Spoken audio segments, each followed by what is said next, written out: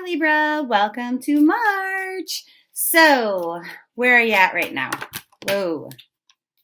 Okay, so there's all of this energy about new opportunities that you could be excited about right now. And then that might confuse you because we're in a Mercury retrograde when we're kind of like reflecting on the past stuff and like, oh, you're not supposed to start new things.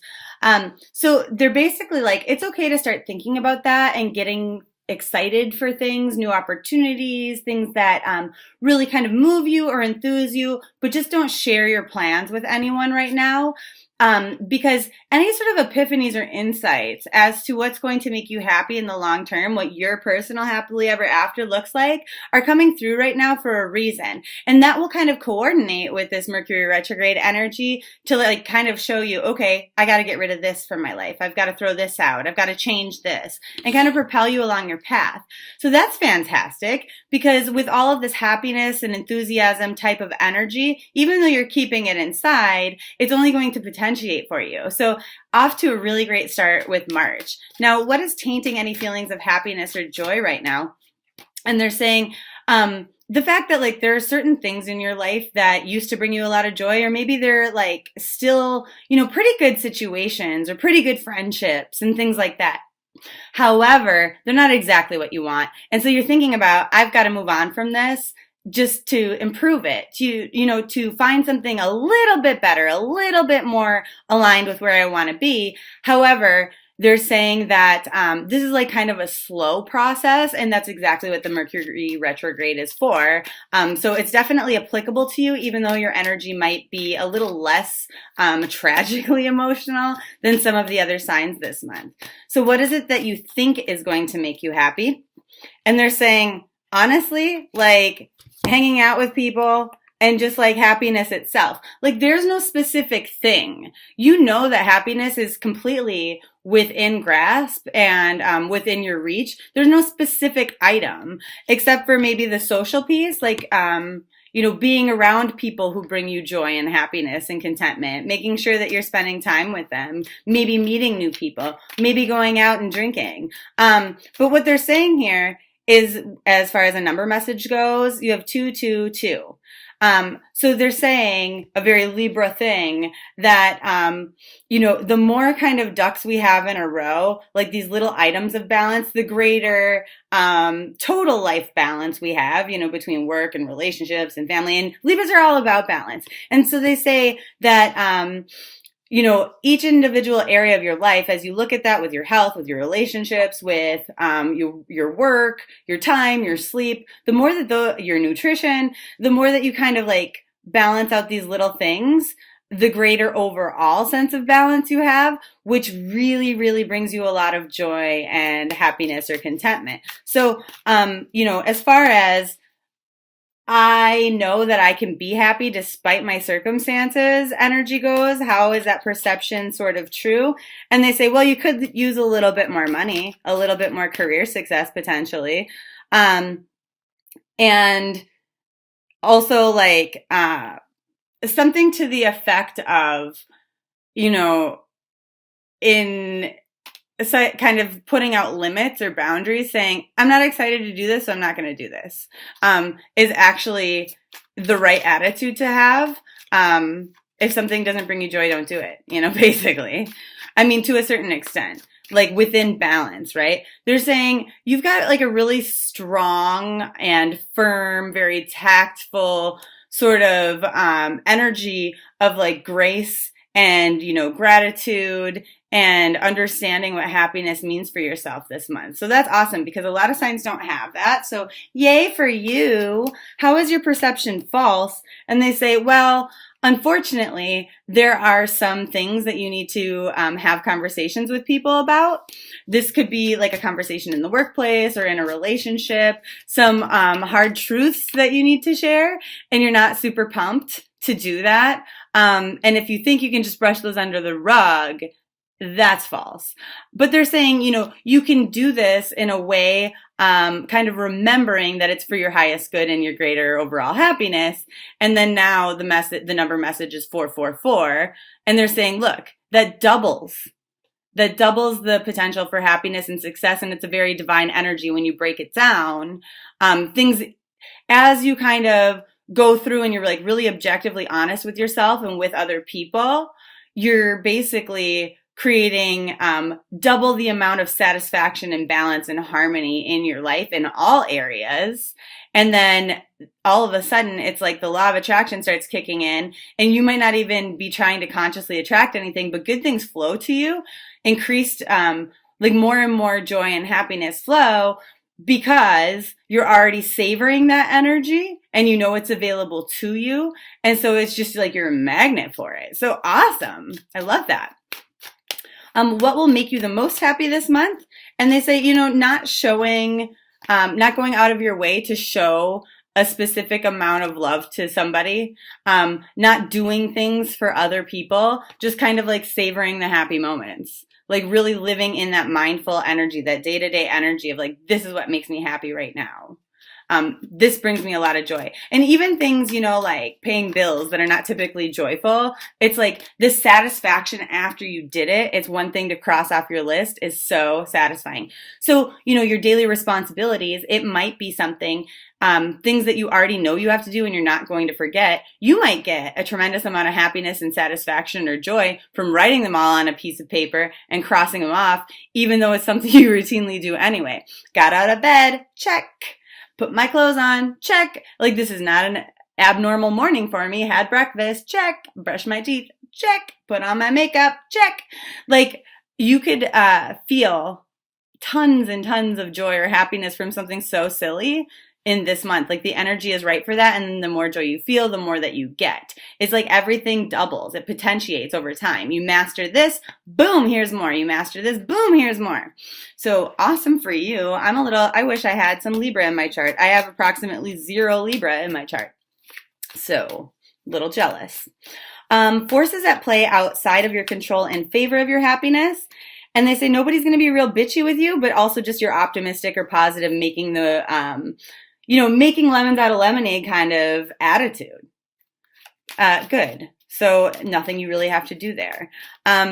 Forces at play outside of your control against your overall happiness is like obligations, contracts, whether those are social contracts or like actual things that you need to do, and then having to make decisions in regards to those. Because everybody knows Libras do not like to have to make the final choice on things. They're totally cool with narrowing down a few options that they're going to be happy with. Out of 10 restaurants, I like these 3, you pick. But, there's going to be an expectation that you make some sorts of decisions that will affect you in the long term or have to do with your stability. And unfortunately, those are ones that only you can make. So what's going to bring you luck this month? So your lucky day this month is the 9th of March. And then your power color is sapphire. So you could wear a sapphire stone. You can use this as like a color that you wear. You could write with a sapphire colored pen, use a notebook that's similar to that color to make those little lists I mentioned, or you can just imagine this color energy kind of shining through your body here. Now, your number energy with this color is 38. So they're saying, 3 is the number of divinity and investment. So, and it was also the number there with the 3 of cups, celebration and fun and happiness and joy. So, basically the spirit world is supporting you. The more that you invest in your own happiness with the 8, the sooner, because 8 is about speed, the sooner that awesome things are going to flow into your life. So 8, 9, 10, 11, 11 is about getting what you want, about your wishes. So the more that you invest in your own happiness, the sooner all these awesome blessings flow to get you the things that you want. And so it's saying with the sapphire energy that it's important you regenerate your body. So you might want to invest in some sort of an activity, like maybe you join a yoga class and then all of a sudden, there's discounts available with that, and you make new friends at the yoga class, and all of a sudden your health gets better and you're getting like all of this intuitive insight, through the meditative transient states that you might experience in a yoga class. Or maybe it's you change something with your diet, who knows? But essentially, this color energy, it serves to kind of like purify your body. And when we were talking about that, like, hey, let's call attention to the things that are not quite right, that they're going pretty well, but they could be a little bit better, and change those, improve them, or cut them out of our life in order to head down this awesome path of things that we want. This color energy correlates to the throat chakra. So it's going to help us to have that better clarity and insight, and also to communicate those things we don't want to help us make those decisions. It's going to soothe your nerves, calm you down, clears blocked pathways like on your way to well-being. So this really gets rid of any sort of like emotional imbalance. It really kind of propels you down the right path. So with this one, the affirmation is heal, purify, and regenerate my body. And you can also do this with like pure heal and regenerate my thoughts. Pure heal, regenerate my relationships.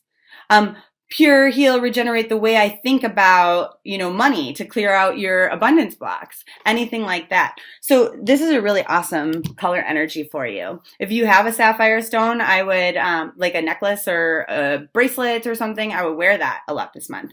But as far as stones go, your crystal of the month is brown jasper, okay? Now, I want to show you the difference between brown and yellow jasper.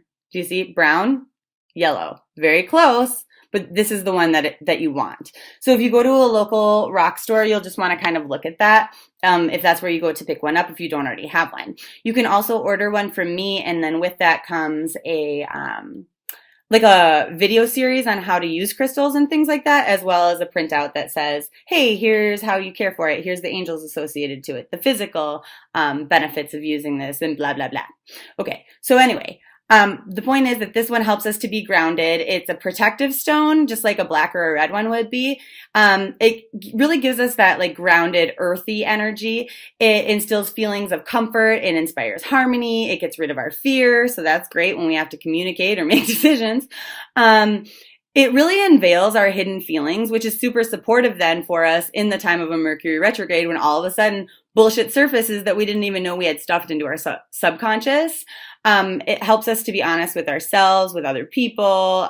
It makes our reflection rapid. And so in a Mercury retrograde, instead of sitting there and kind of sulking in this emotional like Pisces bullshit, you're going to just like boom, boom, boom, barrel through it and just like continue on to that place of joy. So it increases your imagination, which is good in the workplace if you have a creative type of role.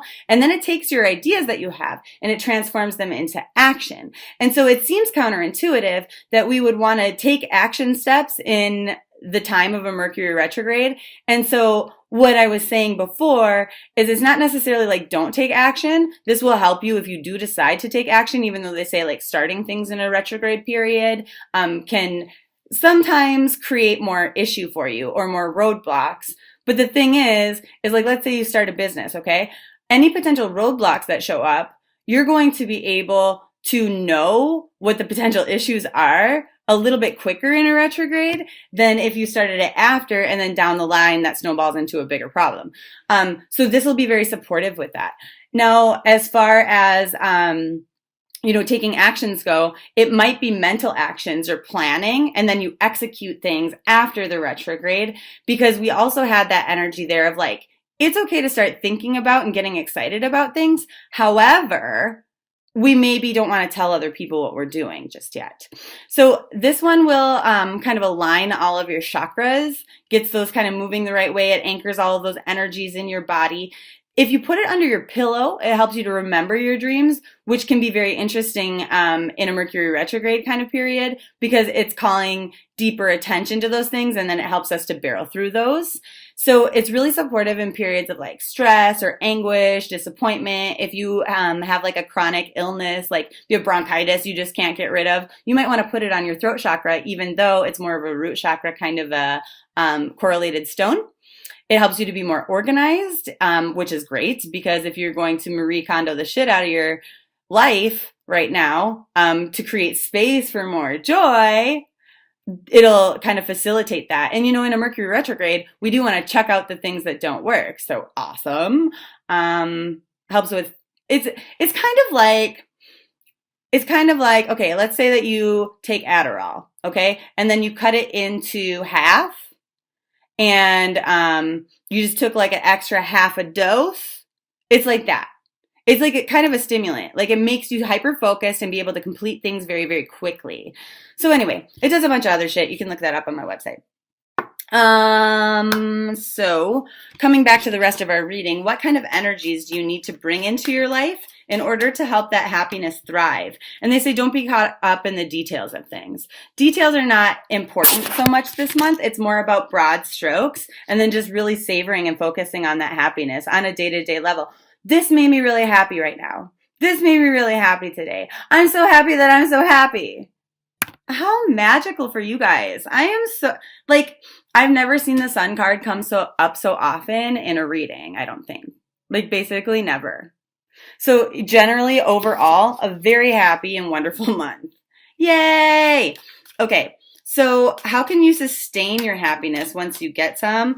And they go, well, so here's the thing. They go, you're lucky that this month, if you really get into that joyful, happy vibration, it will potentiate and continue to double. Like it could be super euphoric for you, while a lot of the other signs are going to suffer a bit in this retrograde. But what they say is that you're lucky that for some reason it's like you get a hall pass where if you focus on things that are unfair, they don't potentiate. You know, because what we say is like what we focus on expands, right? For you, when you focus on injustice, that doesn't expand this month. So, I mean, that's cool. That's awesome. What kind of spiritual tools might kind of help you to like get into this happiness vibe if you're not already there and then sustain it? And they say use your pendulum, actually.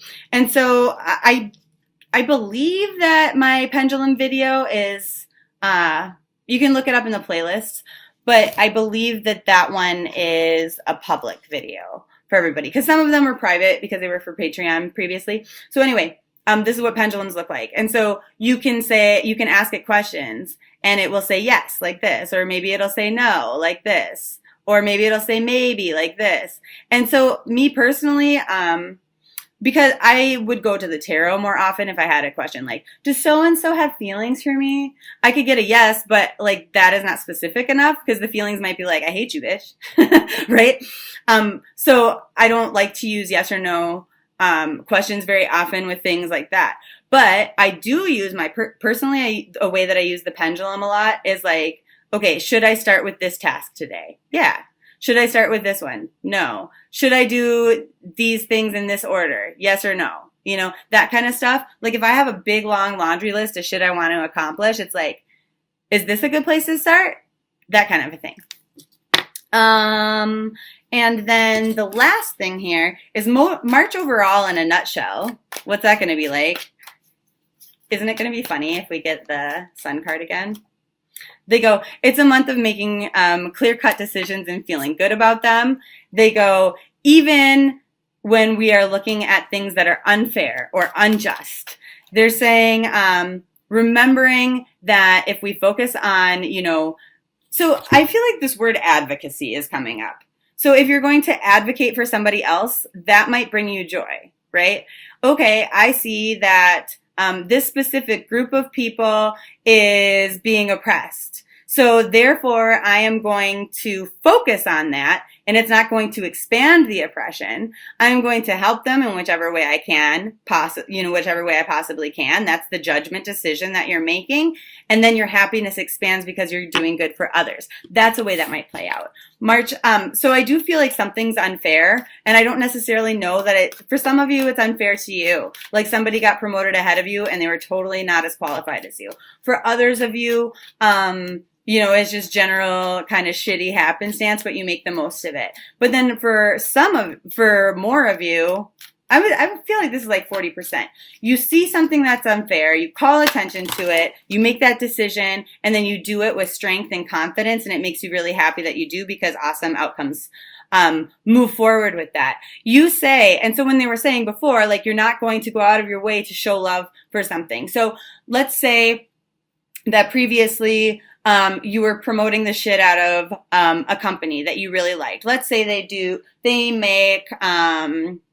they make baby products that are organic, for example, okay? And so you really love those, and so you're sharing it with everybody. You were trying to tell other moms how great this is, and then you find out that a lot of those baby products are made in like a sweatshop by like tiny Chinese children or something, okay? And so then all of a sudden you go, oh, I don't like this anymore. You call attention to it despite the fact that it might be embarrassing. You shared the shit out of it before, but it brings you a lot of joy and happiness that you're raising awareness, that you're advocating for the needs of these tiny children.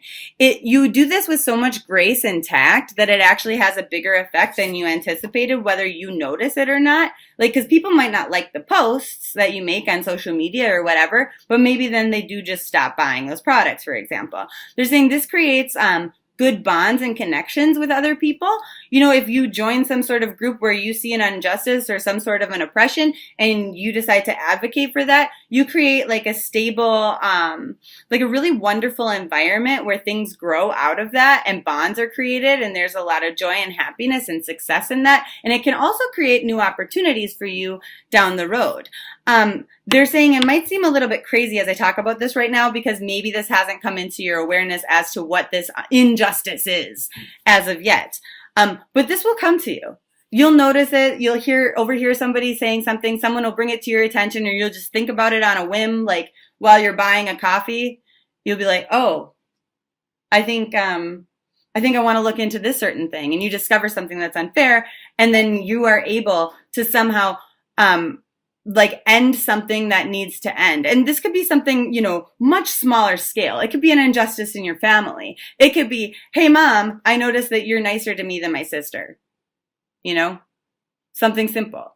But basically that's kind of March in a nutshell. And by doing those things, by making those decisions, your happiness just basically potentiates. So you have a lot of things going for you. And it seems to me like March, even though typically in a retrograde, we don't want to start new things, in starting something like this, it's a really wonderful thing for you to do, because it's almost like, you know, I said you get a hall pass. Like, these energies don't touch you that way because you're doing the right thing, because you're making a difference, because you're advocating for someone else or a group of people or something, or a certain, you know, platform, an issue that's important to you. And then things start really moving and shifting in a positive direction for you, creating huge opportunities down the road. It's like you're laying the foundation for something, which isn't uncommon from some of the other signs. It's like maybe they have boring months and less happy months than you, but it's like a foundational month for new things later.